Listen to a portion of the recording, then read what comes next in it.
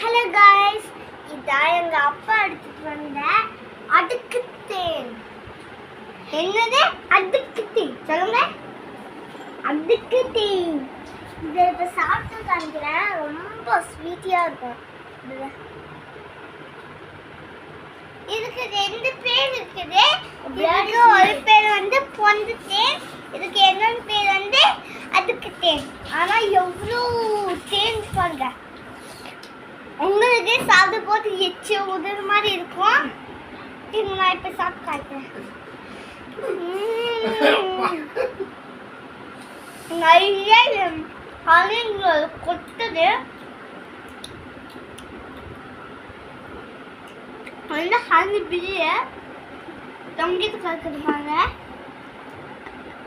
Oil இருக்கு.